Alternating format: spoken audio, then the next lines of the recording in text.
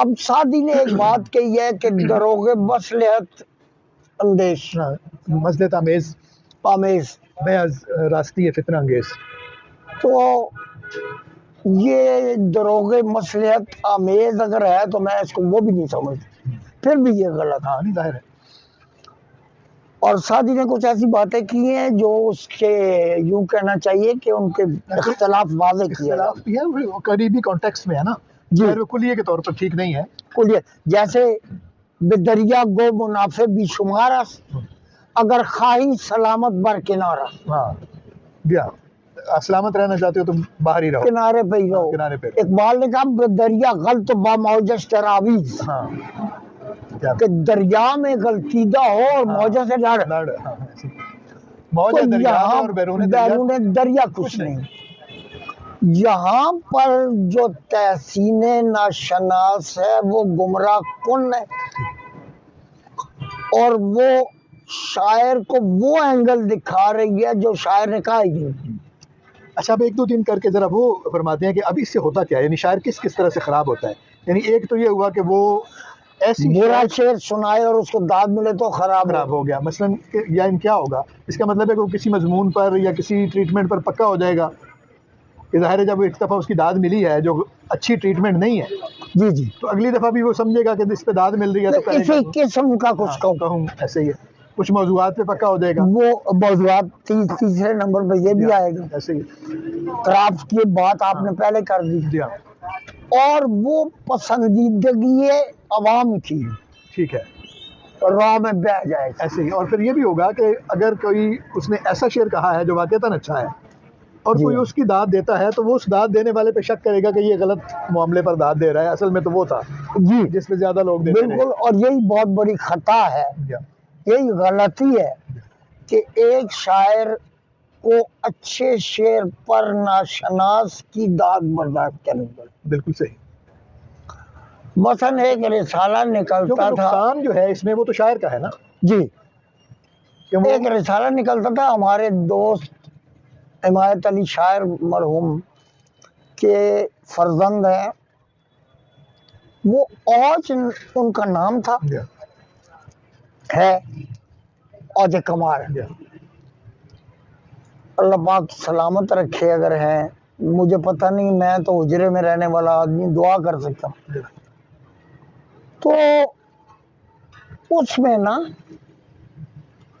جہاں تک مجھے یاد پڑتا ہے شعر اچھے اور پسندیدہ شعر چھپا کرتے تھے اور ہم بڑے شوق سے اس کو پڑھتے تھے. انہوں نے یہ بھی کام کیا کہ بعض شاعروں کی کتابیں بک سائز پاکٹ سائز تو کیا اس سے بھی چھوٹی چھاپتے تھے. رسالے کا نام بھی ہو جائے کچھ اسی طرح، مجھے اب صحیح ذہن میں نہیں آ رہا. ٹھیک.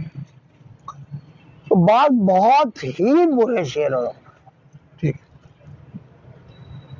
ان کتابوں میں جو وہ چھاپتے ہیں. ٹھیک ہے. سارے ہر کتاب میں ہوتے ہیں، ہماری کتابوں سمیت یہ بات نہیں ہے. جی جی. لیکن انتخاب میں اگر آپ چاہتے ہیں تو پھر اس طرح نہیں. ایک سوال تو اٹھتا ہے کہ اگر یہ شعر منتخب ہے جی تو پھر اس کا مطلب ہے کہ ذوق جو ہے اس پہ سوال ہے.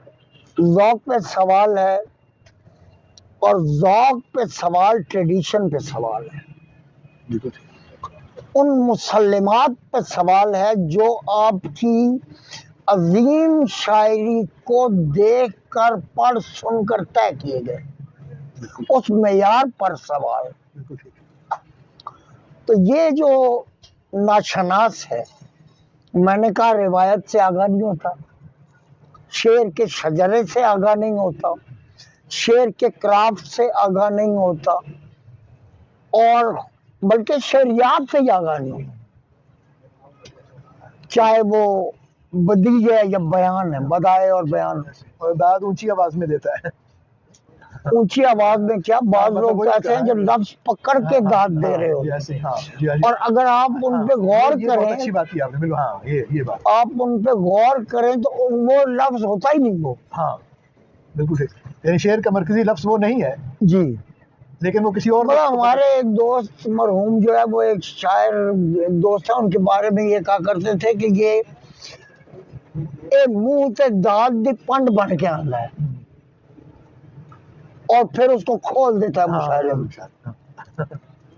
تو اس سے بچنا چاہیے. اور طالب علم جو ادب کے ہیں، سنجیدہ طالب علم ہے، انہیں اس بات پر غور کرنا چاہیے کہ شعر کی کون سی ایسی خصوصیت ہے جو اسے بچاتی ہے تحسین ناشناس سے. بہت اچھا، بہت شکریہ، آپ نے بہت اہم باتیں جو ہیں وہ فرمائیں. تو شاعروں کے لیے ضروری ہے کہ وہ بچیں ناشناسوں سے، تاکہ وہ کسی ایسی تحسین کی رو میں نہ بہہ جائیں جو ان کے شعر کا پینڈا کھوٹا کرے اور ان کو کسی ایسی منزل کی طرف لے جائے جو زوال کی طرف جاتی ہو. تو امید ہے کہ ہمارے دوستوں کو یہ باتیں پسند آئی ہوں.